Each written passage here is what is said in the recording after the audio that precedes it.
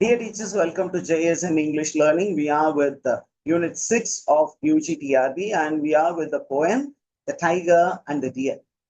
KD, that is the right pronunciation. So, this poem is by Sri Aurobindo. Okay, Sri Aurobindo, we are reminded of Sri Aurobindo Ashram in the French occupied India. What is the name of that part? Pondicherry. So here is a very beautiful poem which is highly philosophical and didactic. So what type of poem is The Tiger and the Deer? It is a philosophical poem. And then you also place this poem under didactic. Didactic na teachers, which tells a moral. Good, evil, அதை பத்தி பேசுறது தான் டைடாக்டிசம் அப்படின்னு சொல்லுவோம். அப்ப இந்த poem is a beautiful combination of philosophical ideas and didactic aspects. சரி, இது என்ன verse form யூஸ் பண்ணி எழுதியிருக்காங்க அப்படின்னா a very new verse form which is introduced by Sri Aurobindo. It is called a quantitative measure. It is called free quantitative verse. Okay. What is the form of the poem?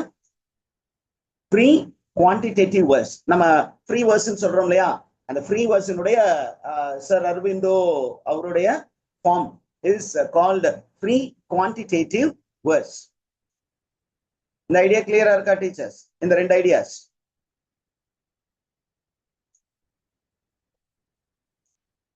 Now, what is the focus of the poem? The poem focuses on the dual aspects in nature.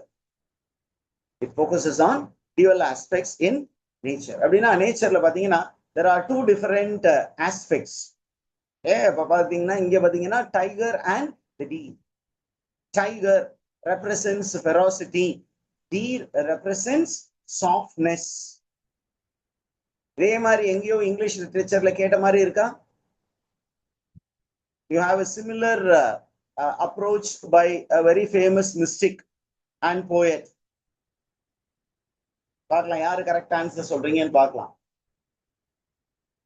I'll give you a clue. The man wrote a beautiful poem which begins like, Tiger, tiger, burning bright in the forest of the night. சொல்லுங்க பார்க்கலாம் teachers. Who was the man who was able to grasp the dual aspects in nature? William Blake, sir. William Blake. Beautiful. Okay, அவர்தான் William Blake, who is considered to be a precursor to romantic movement. Even romantic movement 1798ல அப்பதான் it was kick started. But அதற்கு முன்னாடியே அந்த romantic elements, நேச்சரை பத்தி அதிகமா focus பண்ணது, இமேஜினேஷனை அதிகமா யூஸ் பண்ணது, அந்த எலிமெண்ட்ஸ் எல்லாமே வில்லியம் பிளேக் இருந்து. அந்த வில்லியம் பிளேக் என்ன பண்ணாருன்னா, he wrote 2 volumes of poetry. One is called Songs of Innocence, the other one is Songs of Experience. Songs of Innocence-ல all those soft aspects in nature அது எல்லாத்தையும் அதுக்குள்ள கொண்டு வந்துரு. இன்னொன்னு all those very very violent, very rough and tough, அந்த element, அந்த aspect of nature songs of experience-ல கொண்டு வந்து வச்சிருந்தாரு. அதே மாதிரி இங்க பாத்தீங்கன்னா you have a beautiful poem which juxtaposes something violent and something which is very soft in the same title. Title வந்து பயங்கரமா இருக்கு. The Tiger and the Deer. The tiger represents that aspect of nature which is very very violent. Okay? It also represents cruelty. It also represents evil. It also represents death. Whereas in the side like deer அப்படின்னு எடுத்துக்கிட்டீங்கன்னா, what does deer represent? அப்படின்னா deer represents goodness. Deer represents life. Deer represents innocence. Are you with me, teachers? இந்த symbolic representation புரிஞ்சுக்கணும். அப்படி புரிஞ்சுக்கிட்டா தான் இந்த poem புரியும். Did you get all these informations? Yes, sir. Good versus evil. Okay, good versus evil. இங்க பாத்தீங்கன்னா டைட்டில்ல ரிவர்ஸ்ல bad versus good அப்படிதான் நீங்க எடுத்துக்கணும். Tiger represents evil force, whereas a deer represents goodness. Deer represents innocence. Tiger represents corruption. ஏன் அப்படின்னா tiger is very very cunning. அந்த cunning movement of the tiger அப்படியே ஓப்பனிங் லைன்லயே வச்சிருக்கிறோம் பாருங்களேன்.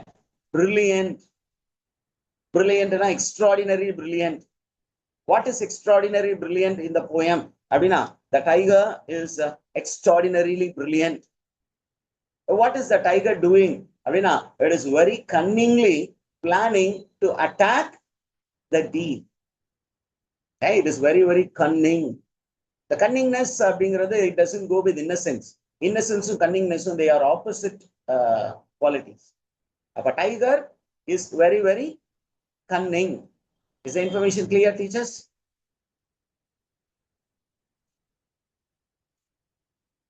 அப்ப அந்த கன்னிங் டைகர் என்ன பண்ணுது பாருங்களேன். It is brilliant. What is it doing? The movement. அப்படியே பாத்தீங்கன்னா அந்த மூவ்மெண்ட்டை நமக்கு அப்படியே விஷுவலா கொண்டு வர. The author is trying to visualize all these things to you and me. Crouching, that is the word that he is using. What do you mean by crouching?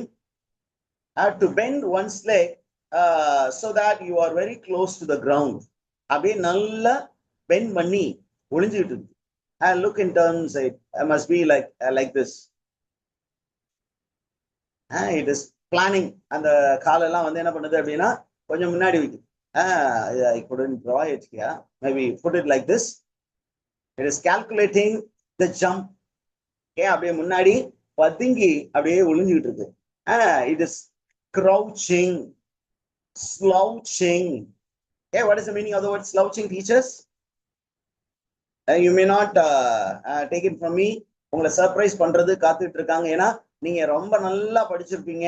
அதனால என்ன பண்ண போறாங்க, கொஞ்சம் இந்த மாதிரி வெக்காபுலரியும் சில நேரத்துல கேட்கலாம். ஏன்னா ரீசெண்டா அந்த UGC net exam was conducted. வேற மாதிரி எக்ஸ்பெக்ட் பண்ணி போனா வேற மாதிரி கொஸ்டின் கேட்டிருக்காங்க. அப்ப எந்த மாதிரி கேட்கறாங்க அப்படின்னா அதுக்கு தகுந்தாப்புல நம்ம கம்ப்ளீட்டா ஒரு பேக்கேஜா ப்ரிப்பேர்டா இருக்கும். க்ரௌச்சிங் அப்படின்னா பெண்ட் பண்ணி it is preparing for attack. Slouching அப்படின்னா moving very slowly. What crept through the green heart of the forest? Gleaming eyes, mighty chest, soft soundless paws of grandeur and murder. This is the description of the tiger. Look at the way the author is beginning. He begins the poem with a poetic device. We call this poetic device as rhetorical question. இது என்னன்னு சொல்றோம் teachers? rhetorical question. இந்த information கிளியரா இருக்கா? அப்ப what do we know about this speaker of the poem அப்படின்னா, the speaker of the poem is a very good observer. Just kindly mics muted because I hear.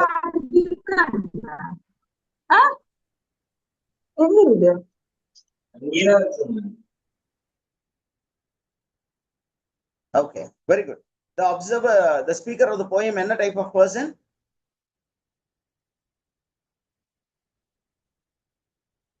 Yes, kindly give me answers, teachers. Very good observer. நல்ல observer, எல்லாத்தையும் சூப்பரா observe பண்றாரு. அப்ப அவர் ஃபர்ஸ்டா என்ன பண்றாரு அப்படின்னா, அப்படியே அந்த ஃபாரஸ்ட்ல என்ன பண்றாரு அப்படின்னா, அந்த ஃபாரஸ்ட் வந்து என்ன பண்றாருன்னா, he is describing the forest as a beautiful space. அந்த பியூட்டிஃபுல் ஸ்பேஸ்ல through the green heart of the forest ஏறக்குறைய ஒரு ஆந்த்ரோபோசென்ட்ரிக் டிஸ்கிரிப்ஷன் இருக்கு. எப்படின்னா ஆந்த்ரோபோ அப்படின்னா ஹியூமன் பீயிங்ஸுக்கான வேர்டை நான் ஹியூமன் பீயிங்ஸுக்கு பயன்படுத்துறது. ஃபாரஸ்ட ஒரு ஹியூமன் பீயிங் மாதிரி பாவிச்சு கொண்டு என்ன சொல்றாரு, அந்த ஃபாரஸ்டுக்கு மத்தியில நடுவுல ஒரு வாட்டர் பாடி இருக்கு. அந்த வாட்டர் பாடி கிட்ட that is something which is brilliantly crouching and slouching. Is the information clear, teachers? Something in the middle of the forest which is brilliantly crouching and slouching, pointed அப்படின்னா pointed with the shining eyes, gleaming na அப்படியே பவர்ஃபுல்லா பல பலன்னு இருக்கு. And a mighty chest. Okay, teachers kindly admit others because I have made several of you co-hosts, and please look out and okay, admit others because they are waiting. Now coming back, they are this particular tiger எப்படி இருக்கு, அதனுடைய ice வந்து ரொம்ப கிளீமிங்கா இருக்கு. அந்த mighty chest, அதனுடைய the chest பகுதி வந்து it is very strong. Soft soundless paw. பா refers to the leg. அந்த பாதம் இருக்குல்லையா, அது வந்து ரொம்ப சாஃப்டா அப்படியே ஒரு பாதம் அப்படியே எடுத்து வச்சு it is moving towards its prey. And look at the word there, grandeur and murder. இது என்ன figure of speech, teachers? Grandeur and murder. சொல்லுங்க பார்க்கலாம்.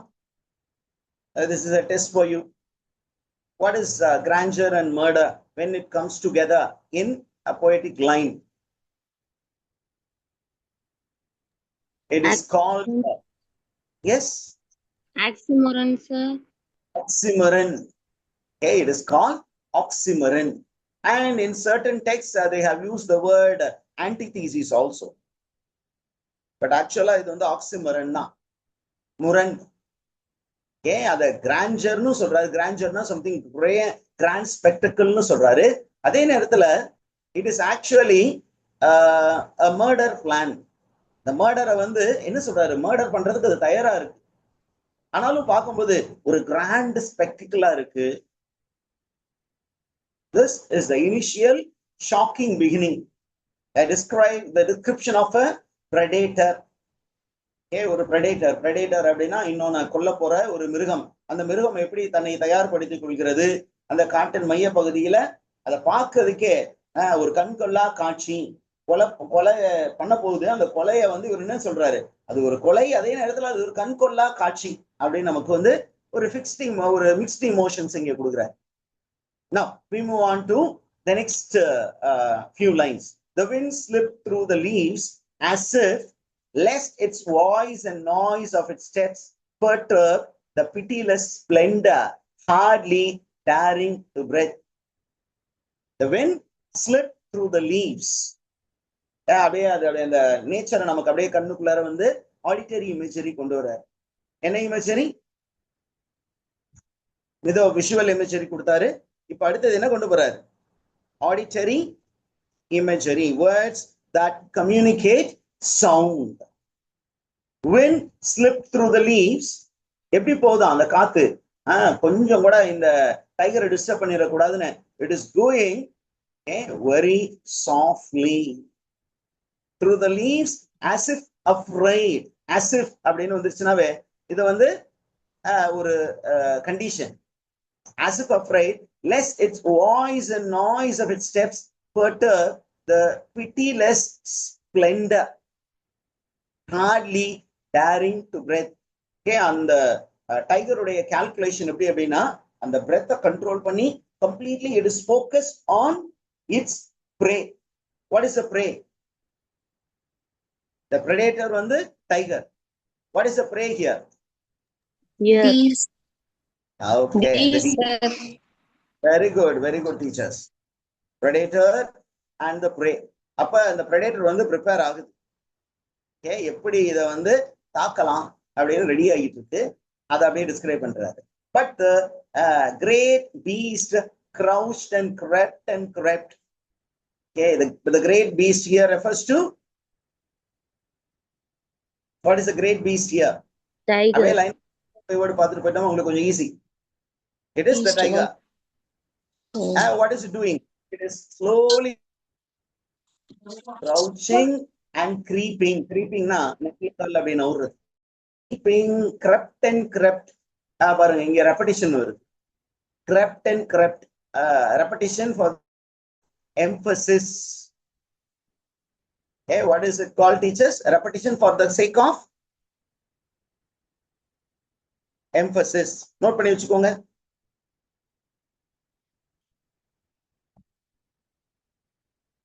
Have you made a note of it, teachers?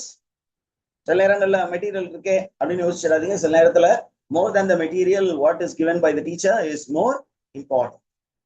That's why I give some time and try to make you right. Crept and crept and crouched the last time, noiseless, fatal. சத்தமில்லாமல் யுத்தம் செய்து. fatal அப்படின்னா sure it is going to cause a disaster. கட்டாயமா என்ன பண்ண போகுது? தன்னுடைய இலக்க அது அடைய போகுது.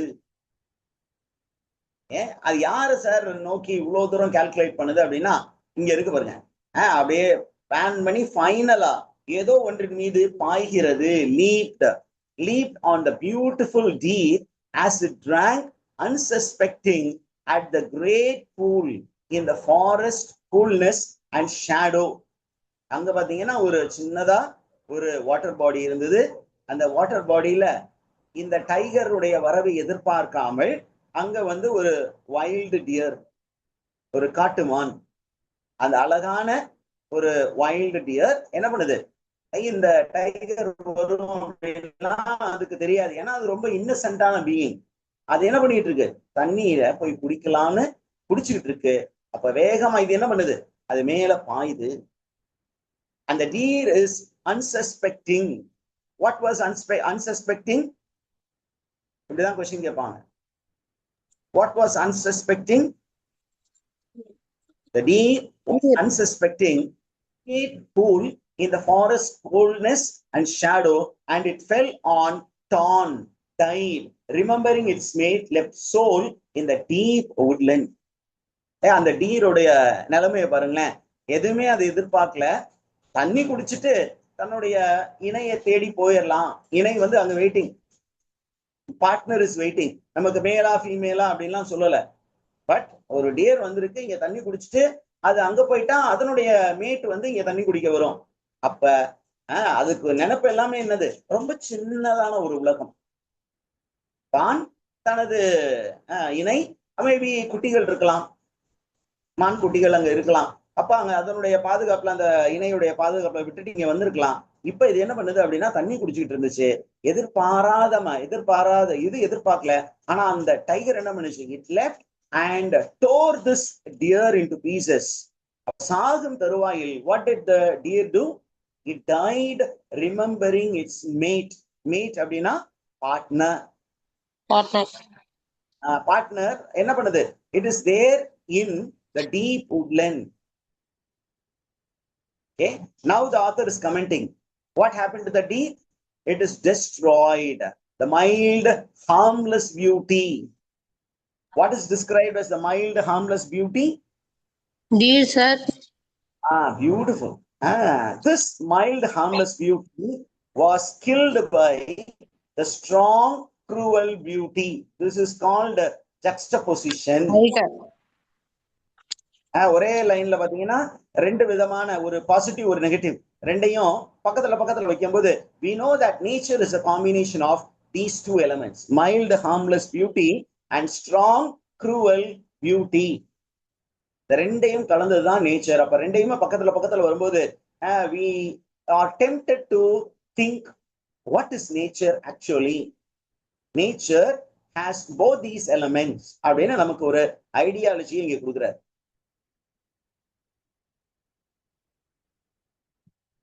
சரியா? இப்ப ஒரு ஹண்டிங் முடிஞ்சிச்சு. என்ன hunting? The tiger hunted down the deer. That is over. இப்ப நம்ம என்ன நினைக்கிறோம்? அப்ப டைகர் தான் பெரிய ஆள் போல இருக்கு. That is how we believe. That is how the tiger also would have believed, because the tiger is a bit greater than the deer. அது என்ன நினைச்சுன்னா we are the most powerful being. ஒருவேளை human beings மாதிரி யோசிக்க முடிந்தது என்றால் அந்த tiger என்ன யோசிச்சிருக்கோம்? நம்ம தாண்டா ராஜா, நம்மள அடிக்கிறது யாருமே இல்லை அப்படின்னு கேட்டீங்கன்னா it is not the case. We have something called the food cycle. இயற்கையில ஒரு உணவு சங்கிலின்னு சொல்லுவாங்க. அப்ப மானை வந்து என்ன வேட்டையாடி இருக்கு? புலி வேட்டையாடி இருக்கு. புலிய என்ன வேட்டையாட போகுது அப்படின்னு பார்க்க போறோம். நம்மால் சொல்றாரு எல்லாமே நல்லா தான் சார் போயிட்டு இருந்தது. But one day May yet come சொல்றாரு. ஃபியூச்சர்ல ஒரு நாள் வரும். அப்போ when the tiger crouches and leaves no more in the dangerous heart of the forest, as the mammoth shakes no more the plains of Asia. இங்க நமக்கு ஒரு comparison சொல்றாரு. என்ன அப்படின்னா, ஒரு நாள் வரும், அந்த நாள்ல இந்த டைகர் உயிரோட இருக்காது. எதுக்கு உயிரோட இருக்காது? ஒரு மானை வேட்டையாடுவதற்கு உயிரோடு இருக்காது. எது மாதிரி உயிரோடு இருக்காது அப்படின்னா, ஒரு காலத்துல ஏசியாவை முழுசும் கம்ப்ளீட்டா தங்களுடைய கண்ட்ரோல்குள்ளர வச்சிருந்தது எது அப்படின்னா மேமத். மேமத்னா a kind of elephant. அந்த லாங் டஸ்கர் நம்ம இதுல சொல்லுவாங்க இல்லையா, நீங்க you think in terms of Gondwana, Kumari Kandam அப்படிங்கிற பத்தி எல்லாம் பேசும்போது அந்த யானைகள் வந்து பெரிய காது, பெரிய தந்தம், ராட்சச யானைகள். இந்த யானைகள் வந்து ஏசியா ஃபுல்லா இருந்துச்சா மேமத். அந்த மேமத் வந்து அந்த காட்டினுடைய ஏறக்குறைய ராஜா மாதிரி இருந்திருக்கு. ஆனா அந்த மேமத்தே, அந்த ஒரு இனமே இல்லாமல் போய்விட்டது. அதே போல் என்னவும் நடக்கும். What will happen? Tiger ஒரு நாள் டிஸ்டர் will cease to exist, which means it will become an extinct species. அத சொல்லிட்டு லைட்டா லாஸ்டா the final philosophy சொல்றாரு, the mighty perish in their might, the slain survive the slayer. அப்படின்னா யாரெல்லாம் பெரியாள் நினைக்க அவங்க எல்லாம் மண்ணோடு மண்ணா போயிடுவாங்க. ஆனா இந்த ஸ்லெயின் அப்படின்னு சொன்னீங்கன்னா, யாரு வந்து விக்டிமா இருக்காங்களோ, sometime those people are victimise, அந்த விக்டிமைசேஷனை தாங்கிக்கிட்டு தே சர்வைவ். அடி வாங்குறவன் சில நேரம் தப்பிச்சுக்குவான். ஆனா அடி கொடுக்குறவன் என்ன பண்ணுவான் அப்படின்னா, கோபத்துல அடிக்கும் போது அவனுக்கு ஹார்ட்டுக்குள்ளார நிறைய வைப்ரேஷன் ஆகும். அதுவே அவனுக்கு ஹார்ட் அட்டாக் வந்து செத்து போயிடுவான். Did you get the idea, teachers? This is a great philosophy behind this poem. Did you get it? Yes sir. Right. அப்போ நம்ம ஏற்கனவே சொன்ன விஷயங்கள் ஒரு சில விஷயங்களை மட்டும் ரிவைஸ் பண்ணிட்டோம்னா அந்த போயம் ஓவர். ஏன்னா அப்படின்னா, the tiger and the deer is என்ன டைப் ஆஃப் போயம் அப்படின்னு கேட்டீங்கன்னா, it is a lyric poem.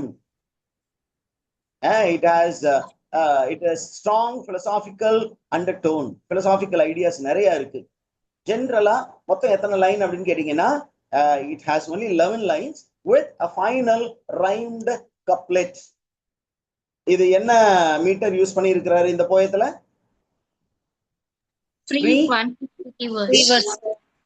quantitative verse. இத நம்ம வெஸ்டர்ன் லாங்குவேஜ்ல சொன்னோம்னா it is called free verse poem. It's called free verse poem. இதுல என்ன ஃபுட் அதிகமா பயன்படுத்தி இருக்காங்க அப்படின்னா, iambic foot. என்ன food? Iambic foot. Iambic footனா word, and the two syllabic word, first syllable is unstressed, second syllable is stressed. இதனுடைய main argument என்ன அப்படின்னு பாத்தீங்கன்னா, the main argument is simple.